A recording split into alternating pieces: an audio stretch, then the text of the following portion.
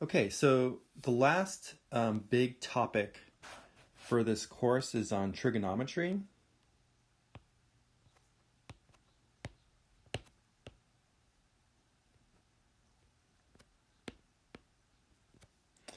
And to cover this, I'm going to do several sections in chapter 5.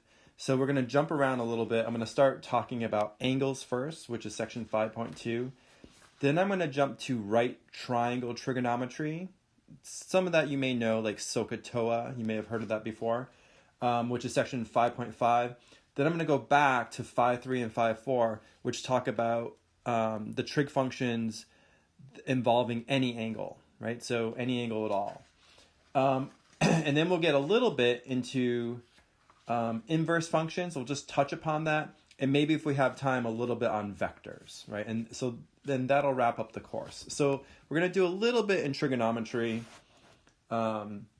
just enough so that if you are going to take a physics class or some other class that involves trigonometry, or if you go on to calculus, then you'll have some of that background.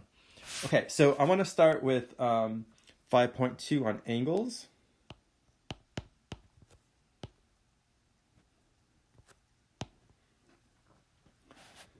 So first of all, let me draw a picture here. So I have an initial side,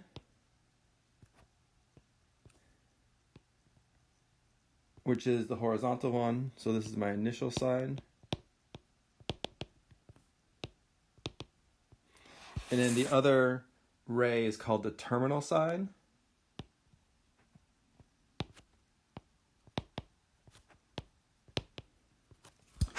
So the angle is measured from the initial side to the terminal side. And usually we give that like a Greek letter for the name, so I'll call it theta in this case. So that's the actual angle. So you can think of the angle as a measurement between an initial side and a terminal side. So measurement between an initial side and a terminal side.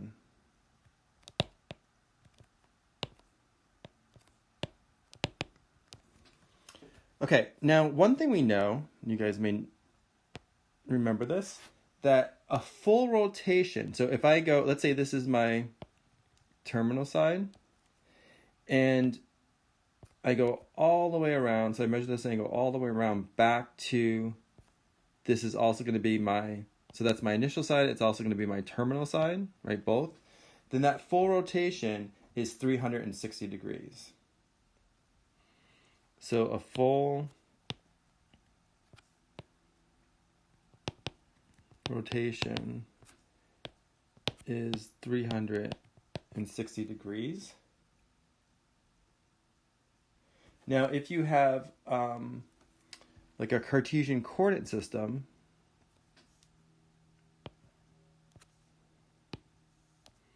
so let's say this is x, and this is y, and this is the angle. Think of your initial side as being along the positive x-axis. So angles are usually measured in standard position from the positive horizontal axis counterclockwise. So if I measure from the positive x and I go counterclockwise, that's going to be my angle, and it'll be a positive value. All right, so let me write that down. So angles are usually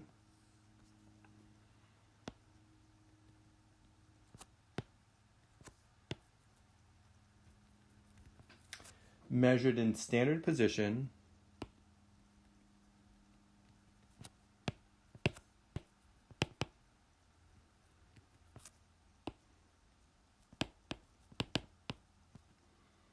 from the positive horizontal axis counterclockwise.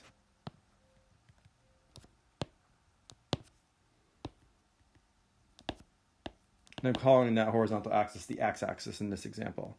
So from the positive horizontal axis, and then we measure it counterclockwise. So think of positive angle as counterclockwise.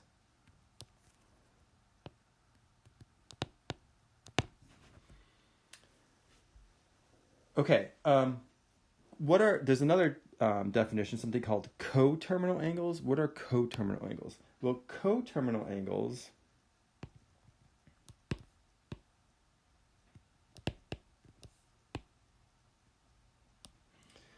have terminal sides that coincide.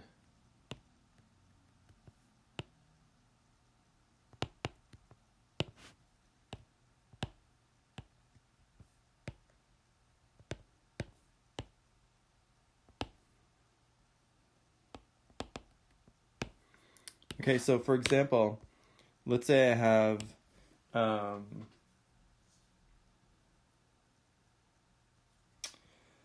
let's say we want to find the angle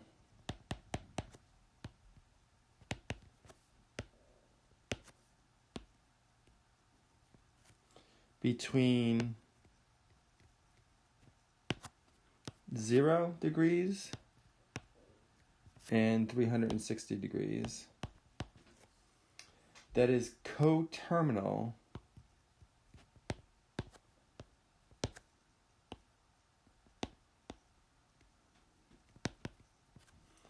with a 685 degree angle.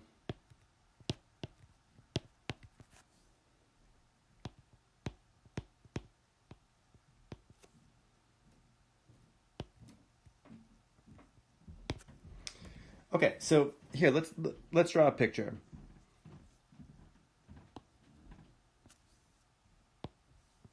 So there's my Cartesian coordinate system, right?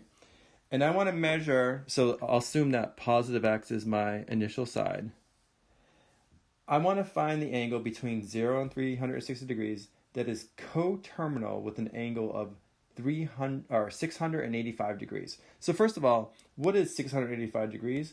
Well, it would be this, right? It'd be going around once, that would be 360. And then I'd have to do another, if I do 685 minus 360. What's that? 5, 2, 3, another 325. So I go another 325 degrees. So it's something like this. And this would be my terminal side, right? So that angle would be 685 degrees. So what is the angle between 0 and 360 that's coterminal with that particular angle? Well, it's the one if I just went around from here once to here, right? That angle is between 0 and 360, and it has the same terminal side. So actually, in this case, I guess it would be 325 degrees, right? So the answer would be 325 degrees.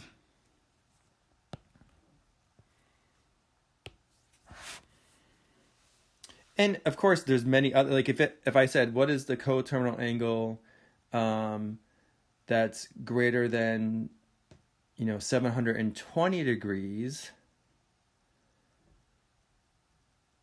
but less than 720 plus 360, then it would be the one where you go around twice, right? And there's an infinite number of coterminal angles. In this case, we wanted the one that was between 0 and 360. Okay. Let's do another one like this. What if I ask this?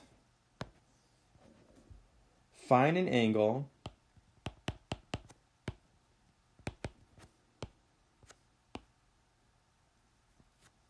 between 0 degrees and negative 360 that is coterminal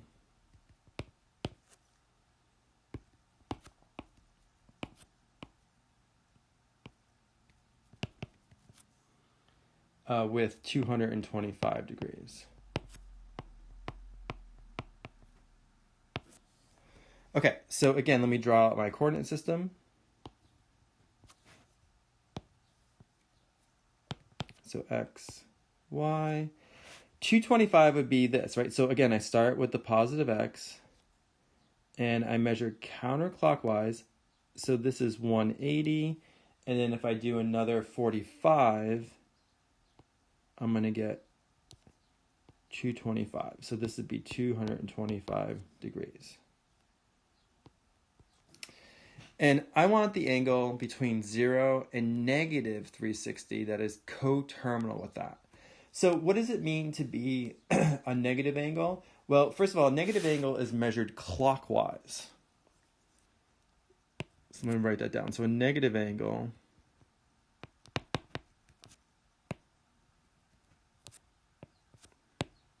is measured clockwise. Right? Positive is counterclockwise. So in this case, we had positive 225 is measured counterclockwise. But a negative angle would be measured clockwise. So to get to that same terminal side, I would start at my initial side, and I have to go in this direction. But what is that particular angle? Well, you could figure it out, right? You could say, if I were all the way around, that's 360. So if I do 360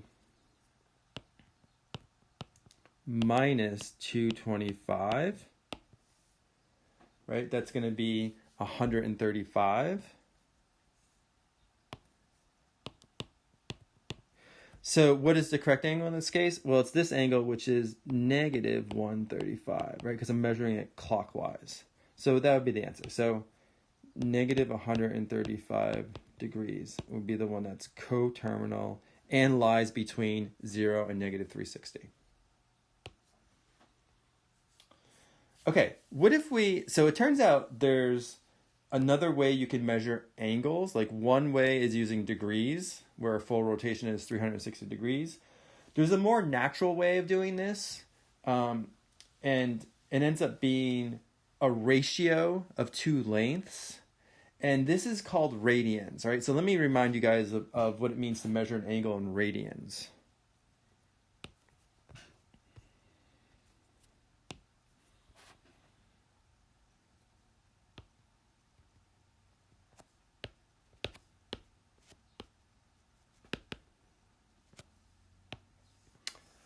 Okay, so the first thing we need to talk about, right, before we even talk about the angle in radians, is something called an arc length. So if I have, let me draw like a circle here.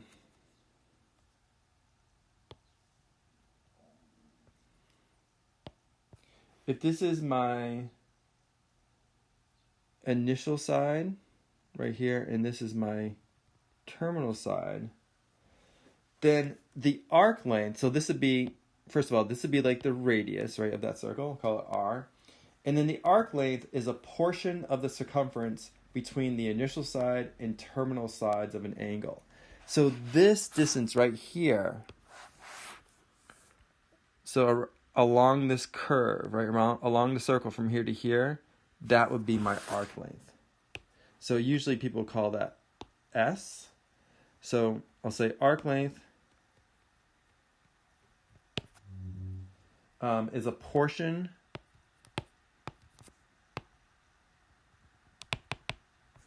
of the circumference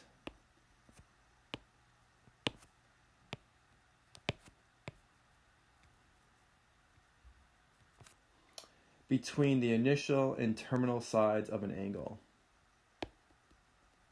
So between the initial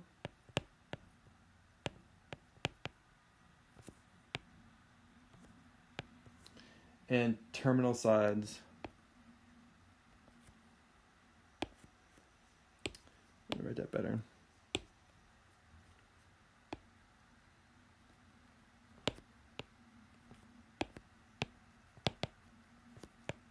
Of an angle.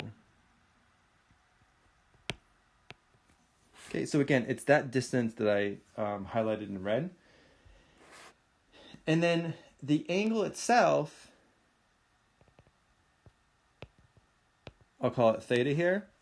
Well, if we want to represent that angle in radians, right, instead of degrees, then it turns out that it's just the ratio of the arc length to the ratio of the radius of that circle. So let me define it next. So the radian measure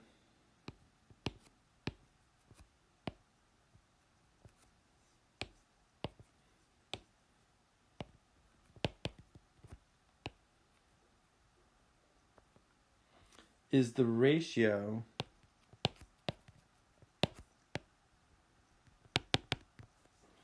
of the arc length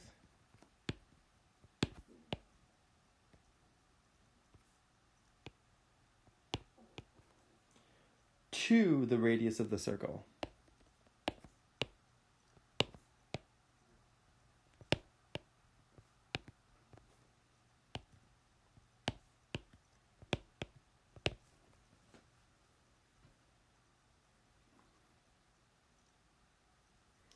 So in terms of symbols, right, if I want theta in radians, it's going to be equal to s, right, the length of that arc length, divided by the length of the radius.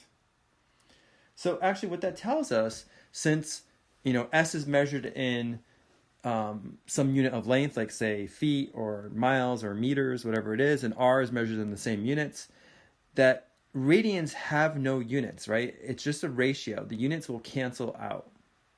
Okay? But usually to remind ourselves that we're measuring an angle in radians, we usually put like rad, R-A-D, to just remind ourselves that it's in radians. When in reality, there is no units because the units cancel. Okay, so what is the angle for one rotation in radians? We know for one rotation in degrees is 360 degrees. What is it for radians? So we can use our formula, right? We know to go around once. Let me write that out here. So what is the angle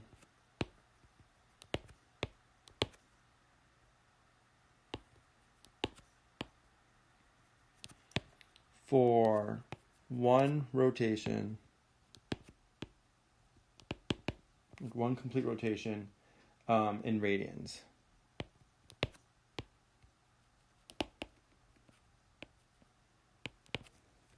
All right, so let's think about this, right? If we go around the circle once, here's my circle, here's the radius. My arc length is going to be, I want to go all the way around once, right? So I want this angle theta here, but I want it in radians. And I know my arc length is this distance all the way around the circle.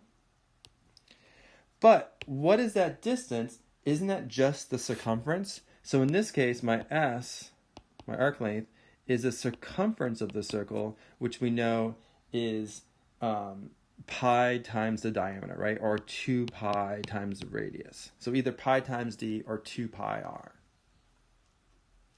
So my angle is going to be, remember it's always s, the arc length, divided by the radius. So in this case, it would be, the arc length is the entire circumference, 2 pi r, divided by r. And notice the r's cancel, and that's our answer. So the angle, if you go all the way around, is 2 pi. And again, even though there's no units there, to remind ourselves that we're measuring it in radians, we usually put radians or rad. So 2 pi radians would be a full rotation.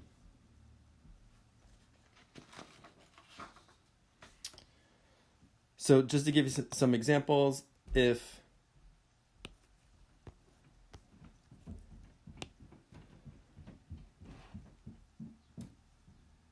let's say I go from,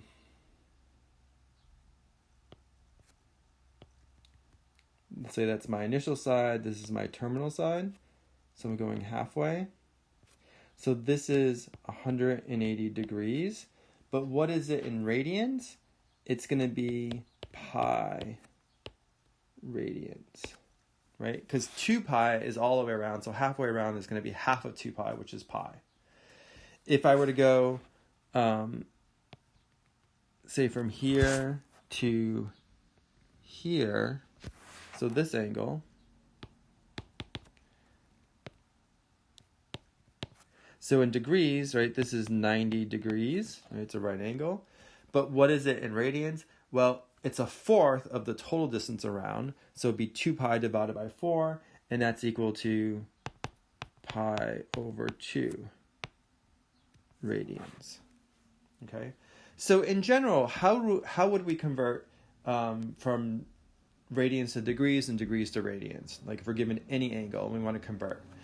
Well, we can use this idea that we know, so converting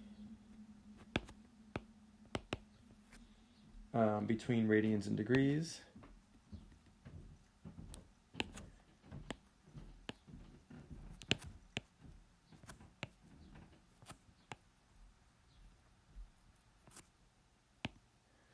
So again, I'm going to start with the fact that I know that 360 degrees of full rotation is 2 pi radians, okay? And then, of course, I could simplify this a little bit, right? I could divide by both sides by 2. So actually, let's do that, because typically you'll see this as the conversion factor instead. So 360 divided by 2 is 180. Right, that's halfway around. That's pi radians. So think of that as our unit conversion factor, right? So I know that either I'm going to think of this as a unit conversion factor,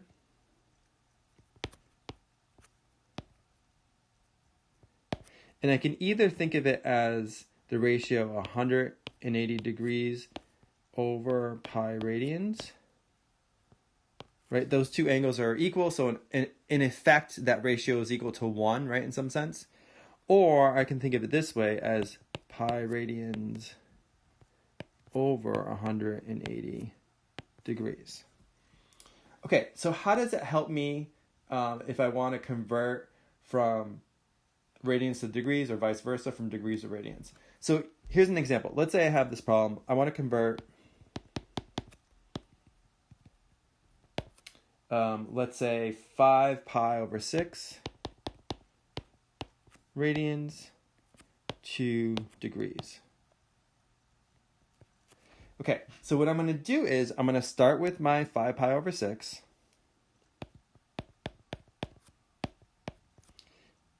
Right, I'll write rads even though we know again it's unitless, but just to remind ourselves that that's radians. And to convert to degrees, I want to use one of my unit conversion factors so that my answer is in degrees. So I want the units of radians to cancel, and I want the units of degrees to survive. So should I use the unit conversion factor 180 degrees over pi radians, or should I use the one pi radians over 180 degrees? Well, think of it this way. If you want radians to cancel, that has to be in the denominator. So I want to use one that has pi radians in the denominator and 180 degrees in the numerator. So now if I multiply that out together, right, basically the pi's cancel. 6 goes into 6 once. 6 goes into 180 30 times. Right, and then 5 times 30 is 150 degrees. So that's it. So we're just using the fact that we know 180 degrees equals pi radians. So we're using that unit conversion factor. And of course I can go the other way, like if I start with degrees. Let's say I'm given 45 degrees and I want to convert that to radians. So now I would use the other unit conversion factor, right? The fact that pi radians over 180 degrees is also equal to 1. So I have pi radians over 180 degrees. Why am I doing this? Because I want degrees to cancel. Right? Now, if you simplify this, before we multiply, we can say, I guess 45 goes into 45 once. 45 goes into 180 4 times. So this is going to be pi over 4 radians. Right? So we're just using that unit conversion factor. Okay, actually let's do a terminal angle problem with radians. Let's say you're asked to find the angle between 0 and 2 pi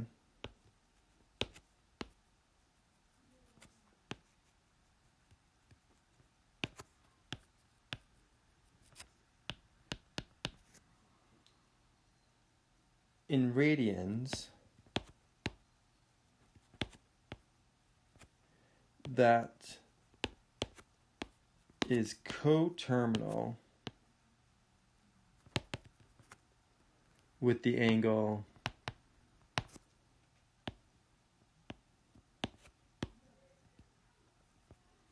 26/9 pi radians. Okay, so there's a couple ways you could do this, right? First of all, 26/9 is larger than 2, so this is definitely going around more than once. So if you drew this out,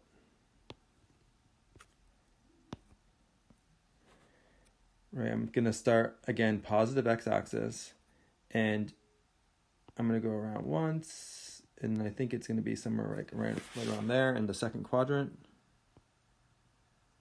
So something like that.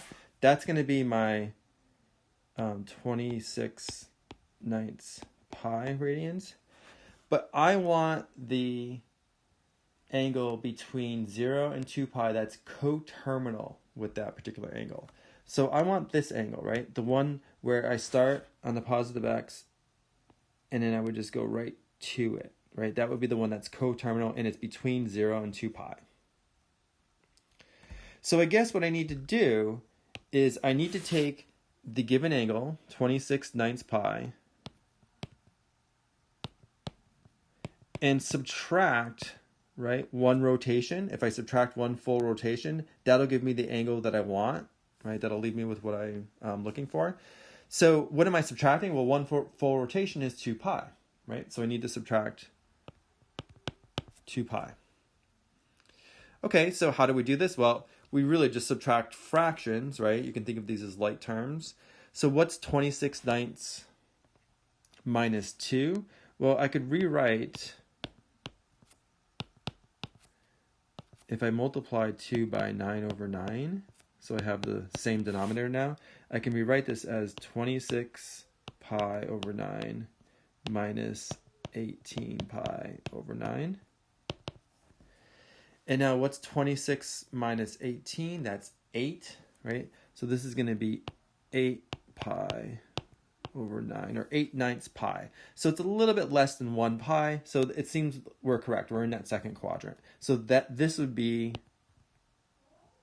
the angle between 0 and 2 pi that's coterminal with 26 pi over 9. Everyone okay with that? What if I asked, let's do another one. What's the angle between 0 and negative 2 pi? So now I want to measure the angle clockwise that's coterminal with 26/9 pi.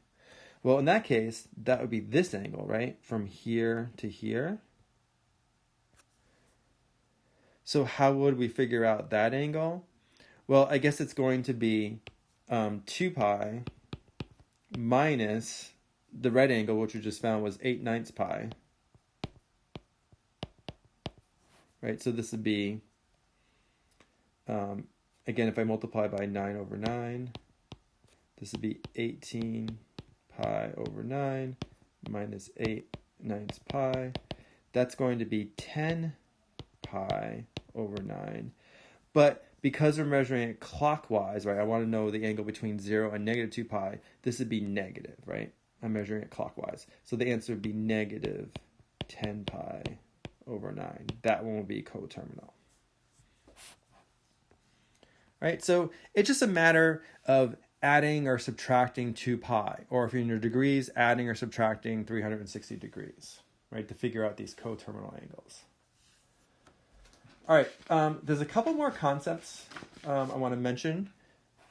Something called the arc length and area of a sector. And we sort of already talked about arc length, but we're going to think about it sort of backwards in terms of the definition that we use. So arc length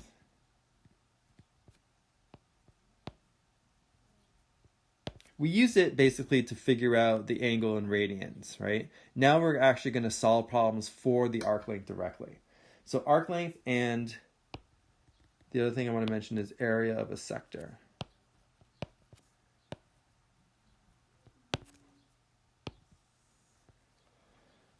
Okay, so again, arc length, I already defined it, but let me give you one more definition. So arc length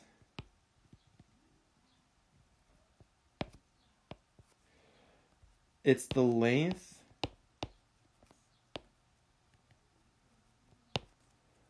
of an arc S. Remember we called that S. Along a circle of radius R.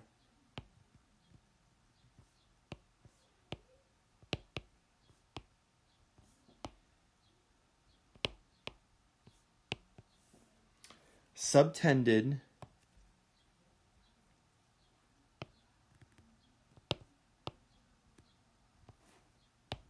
by an angle theta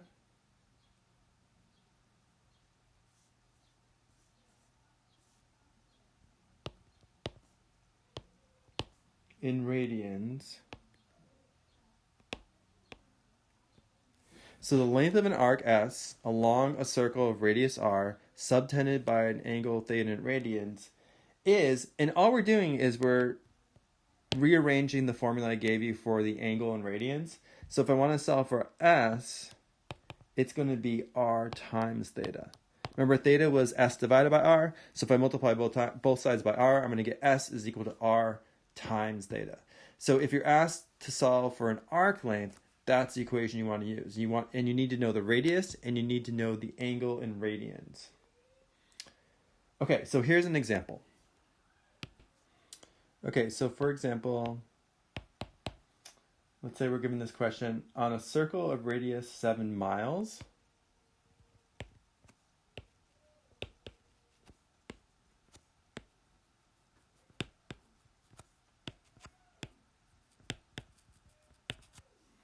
Find the length of the arc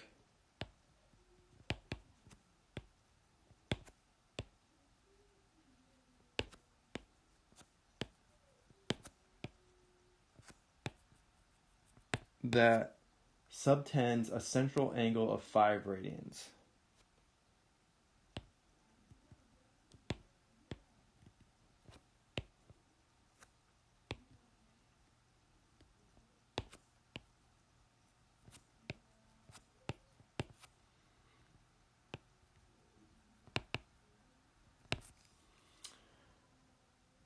Okay, so first of all, 5 radians is pretty much, right? Remember, all the way around the circle is 2 pi radians. Pi is around 3.14. So that's around, all the way around is around 6.28 radians. So 5 radians would be something like this.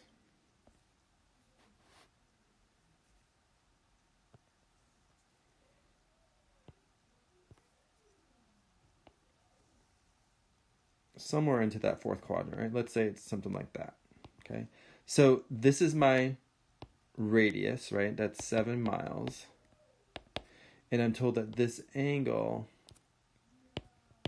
is 5 radians.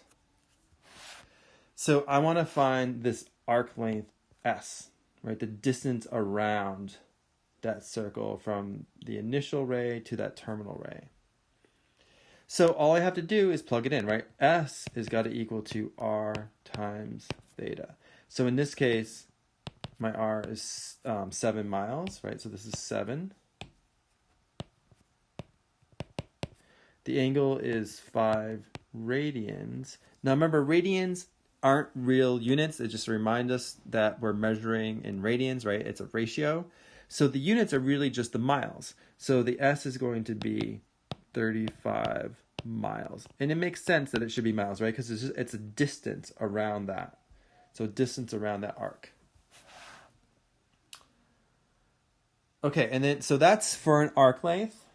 Now, the area of a sector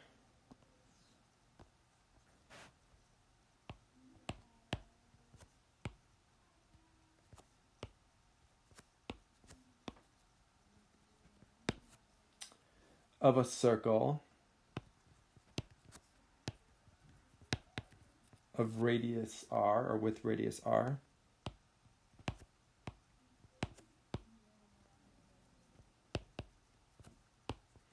Subtended by an angle theta measured in radians.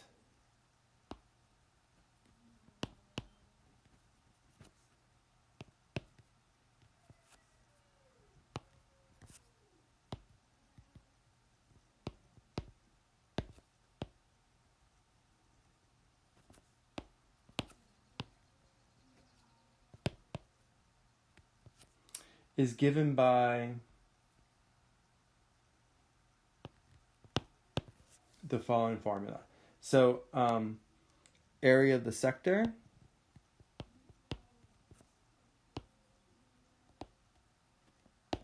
let's call it A in this case, is equal to 1/2 times the angle in radians times the radius squared. Okay, so what do I mean by a sector? Let me draw this out. So something like this, right? If this is the radius of the circle, and let's say this is my angle theta, so this would be the arc length, and the area of the sector is simply this area inside here. Okay. So actually, why does this formula work? Because think of it this way, right? If we want to know the area of an entire circle, so if I have an entire circle, then we know that area, right? The area of the circle is going to be pi r squared. Well, the area of a sector is just part of that, right? It's a fraction of pi r squared. And how much of it is? Well, we know that this angle, right, let's say this is theta, we know all the way around is going to be 2 pi radians if I go all the way around. So the area of the sector, let me write S for sector. The area of the sector is going to be the ratio theta over 2 pi, right? So if I take, if theta is like pi over 6 divided by 2 pi, that'll be whatever that is. Or say theta is pi divided by 2 pi, so it'll be like half. If I take that ratio and I multiply by the area of the whole circle, pi r squared, then what I'm going to get, right, you'll see that the pi's cancel. I'm left with 1/2. I still have theta, right, the pi's cancel, and I have r squared. So that's where the formula comes from, right? It's just a portion of the entire area of the circle. Okay, so here, let's do one example.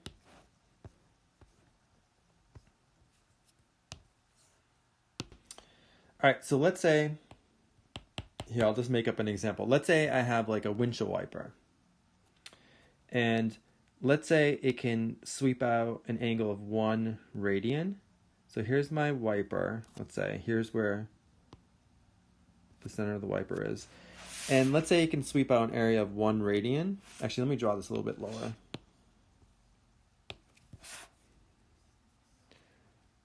So let's say here's my wiper.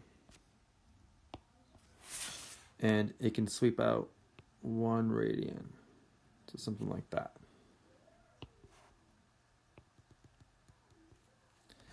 And I want to know the area of this region that it sweeps out. So I want to know this area in here. And let's say, so I have to give you guys some distances, right? Let's say from here to here is, I don't know, 5 inches, let's say. Let's say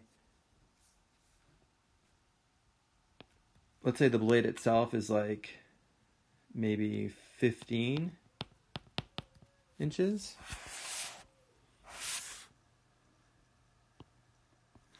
And again, I know that this angle theta, let's say it's just 1 radian to keep things simple. Okay. So how would I figure out the area that's swept out by the windshield wiper blade? How would I do that? Well, can I think of it this way? Can I find like the total area of the sector from here all the way to here. So find that total area of the sector, where this now is going to be 20, right? 5 plus 15 is 20. So this distance is 20 inches. And again, the angle is 1 radian. And then subtract the little piece on the bottom, because I've like double counted it now, where this is now 5, right? This is 5 inches. So if I subtract that area, then I must be left with the area just swept out by the windshield wiper blade. That makes sense? Okay, so, well, how do we find the area of a sector? Well, we know the area of a sector is going to be 1/2 theta times r squared. So in this case, if the radius is 20, this is going to be 1/2. We said theta was 1 radian, so that's 1 times 20 squared minus, and then the area of that little piece, right, that I've double counted is 1/2. The angle is the same, right? This is still theta. This is the same theta, right? 1 radian. And now the radius is 5 squared. So if you work this out, right, this is what? 20 squared is 400, right? So this is 1/2 times 400 minus, and then 1/2 times 25.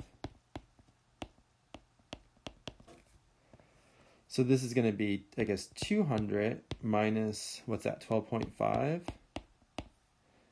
So whatever that is, I guess it's 7.5.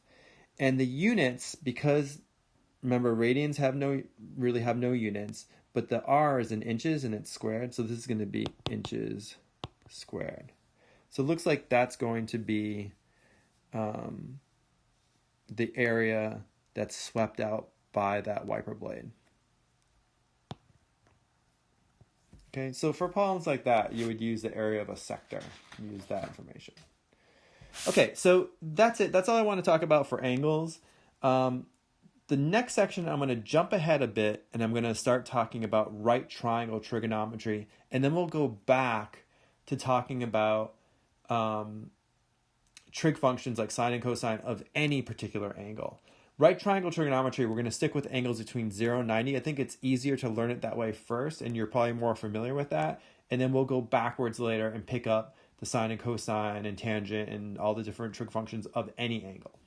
Great, thanks.